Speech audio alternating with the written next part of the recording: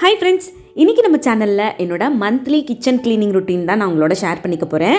அது மட்டும் இல்லாமல் எப்பவும் போல் உங்களுக்கு யூஸ்ஃபுல்லாக இருக்க மாதிரி நிறைய டிப்ஸ் வந்து இதில் ஷேர் பண்ண போகிறேன். ஸோ கண்டிப்பாக இந்த vlog வந்து உங்களுக்கு யூஸ்ஃபுல்லாக இருக்கும். ஸ்கிப் பண்ணாமல் பாருங்கள். Welcome to me and my life. நான் உங்கள் பிரியா.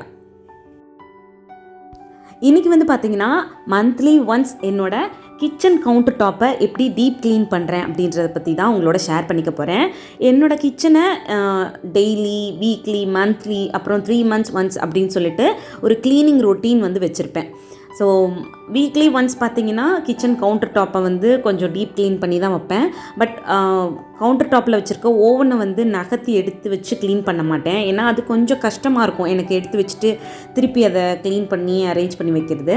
ஸோ அதனால ஓவன் மட்டும் அங்கே இருக்கும், மற்ற எல்லா இடத்தையும் க்ளீன் பண்ணிவிட்டு கவுண்டர் டாப்பில் வைக்க வேண்டிய திங்ஸ் எல்லாம் க்ளீன் பண்ணி எடுத்து வைப்பேன்.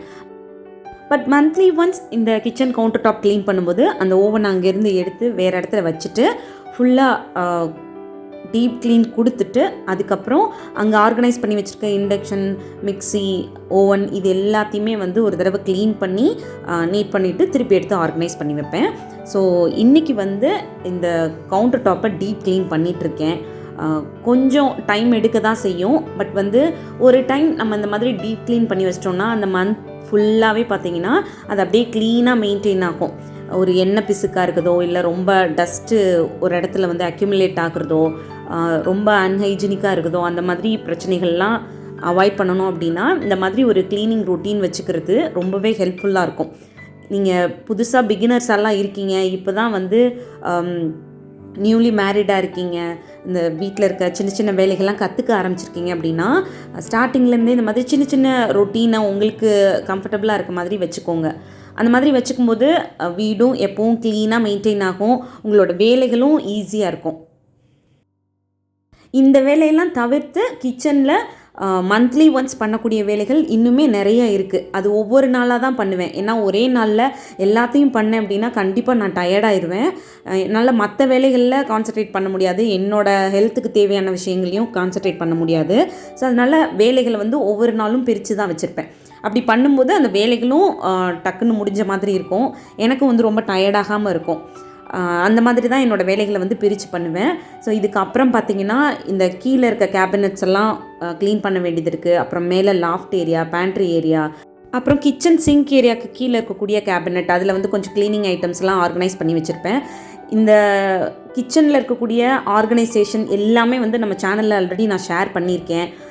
க்ளீனிங் வீடியோஸும் நிறையா ஷேர் பண்ணியிருக்கேன். இன்னும் பார்க்காதவங்க, புதுசாக இப்போ தான் நம்ம சேனலை பார்க்க ஆரம்பிச்சிருக்கீங்க அப்படின்னா ப்ளீஸ் ப்ளேலிஸ்ட்டில் போய் செக் பண்ணி பாருங்கள். என்னோடய க்ளீனிங் ரொட்டீன்லாம் எப்படி இருக்குது அப்படின்றத தெரிஞ்சுப்பீங்க. அதுலேருந்து நிறைய விஷயங்கள் வந்து உங்களுக்கும் யூஸ்ஃபுல்லாக இருக்கும்.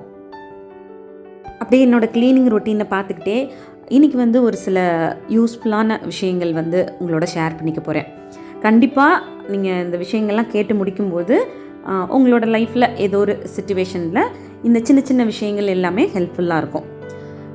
என்னென்னா நம்ம லைஃப் பார்த்திங்கன்னா நம்ம நினச்ச மாதிரி எல்லா நாளையும் நம்மளுக்கு கொடுக்காது. நம்ம ஒரு பிளான் படி நம்ம வாழ்க்கையை வந்து வாழ்ந்துட்டு போயிட்டுருப்போம். சடனாக நம்மளே எதிர்பார்க்காத மாதிரி ஒரு பிளானை வந்து நம்மளுக்கு வாழ்க்கை வந்து கொடுக்கும். திடீர்னு நம்ம ஃபினான்ஷியலாக டவுன் ஆகும். அப்படி இல்லைன்னா நம்மளோட பர்சனல் லைஃப்பில் ஏதாவது ஒரு சின்ன ப்ராப்ளம் வரும். அப்படி இல்லைன்னா கெரியர் வைஸாக கொஞ்சம் டவுன் ஆகிற மாதிரி ஃபீல் பண்ணுவோம்.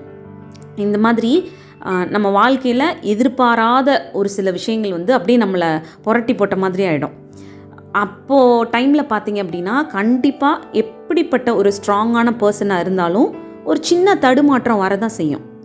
அந்த தடுமாற்றத்தை வந்து சரி பண்ணி அதிலிருந்து எப்படி நம்ம ஓவர் கம் பண்ணி அந்த பிரச்சனையை சால்வ் பண்ணி வெளியில் வர வேண்டியது அப்படின்றது தான் அந்த டைமில் நமக்கு ரொம்ப முக்கியமான ஒரு விஷயம். பட் இதில் சில பேர் வந்து அதை கடந்து வந்துடுவாங்க. அவங்களுக்கு வந்து அந்த மைண்ட் வந்து ரொம்ப ஸ்ட்ராங்காக இருக்கும். சரி, ஓகே, இது நடந்துருச்சு, நம்ம இதை வந்து சரி பண்ணி போகணும் அப்படின்னு சொல்லி வந்துடுவாங்க. ஒரு சில பேருக்கு வந்து அதை கடந்து வர்றது ரொம்ப கஷ்டமாக இருக்கும். அந்த சிச்சுவேஷனை எப்படி ஹேண்டில் பண்ணுறதுன்னு தெரியாமல் ரொம்ப டவுன் ஆகி அப்படியே உட்காந்துருவாங்க. அவங்களோட அடுத்த கவலை என்னவாக இருக்கும் அப்படின்னா நம்மளோட ஃப்யூச்சர் என்ன ஆக போகுது. இப்போ நான் சொன்ன விஷயங்கள்லாம் இருக்குல்ல, ஃபினான்ஷியலாகவோ இல்லை பர்சனலாகவோ இல்லை கெரியர் வைஸாவோ ஏதோ ஒரு பிரச்சனையை நீங்கள் ஃபேஸ் பண்ணிகிட்ருக்கீங்கன்னா டக்குன்னு நம்ம மூளை வந்து என்ன யோசிக்கும் அப்படின்னா அடுத்து நம்ம என்ன பண்ண போகிறோம், நம்ம வாழ்க்கையில் அடுத்து என்ன செய்ய போகிறோம், நம்மளோட ஃப்யூச்சர் என்ன ஆகுமோ அப்படின்னு சொல்லி ஒரு பயம் இருக்க தான் செய்யும். அதை தாண்டி நம்மளை சார்ந்து இருக்கவங்களோட எதிர்காலத்தை பற்றியும் நம்ம திங்க் பண்ணுவோம். நம்மளோட ஃபேமிலி மெம்பர்ஸாக இருக்கட்டும், வீட்டில் இருக்கக்கூடிய ஒய்ஃபோ, பசங்க, ஹஸ்பண்ட், நம்மளை டிபெண்ட் பண்ணி இருப்பாங்கள்ல, அவங்கள பற்றியும் நம்ம நினச்சி பயப்பட ஆரம்பிப்போம். அவங்களோட எதிர்காலத்தை பற்றியும் நினச்சி ரொம்ப ஸ்ட்ரெஸ் ஆக ஆரம்பிப்போம்.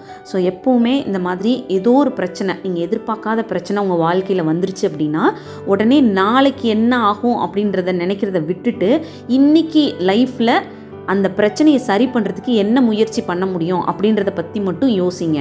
நாளைக்கு என்ன நடக்கும் அப்படின்றது நம்ம கையில் கிடையாது. அது வாழ்க்கை நாளைக்கு ஒரு பிளான் வச்சுருக்க தான் செய்யும்.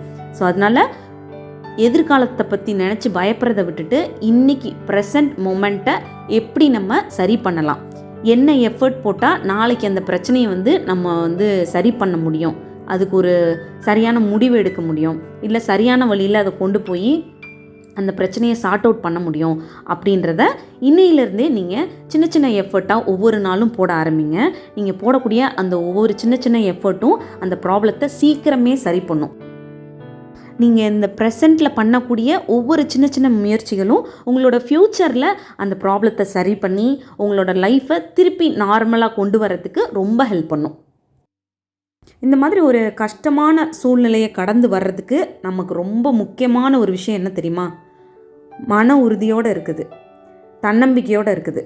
ஸோ உங்களுக்கு நீங்களே சொல்லிக்கோங்க, இப்போ நமக்கு இருக்க இந்த பிரச்சனை பெர்மனெண்ட் கிடையாது, டெம்ப்ரவரி தான், இது நாளைக்கே கூட நம்மளால் சரி பண்ண முடியும். அதுக்கான முயற்சியை நம்ம எடுப்போம், அதை நம்ம தான் சரி பண்ண போகிறோம், நம்மளால் அதை சரி பண்ண முடியும் அப்படின்ற ஒரு நம்பிக்கையோடு உங்களோட அந்த பிரச்சனையை ஃபேஸ் பண்ணுங்கள். கண்டிப்பாக நீங்கள் அதை கடந்து ஜெயிச்சு வருவீங்க. ஸோ அவ்வளோதான், இந்த vlog இதோட முடியுது. இன்னொரு யூஸ்ஃபுல்லான vlogஓட நான் உங்களை மீட் பண்ணுறேன். தேங்க்யூ.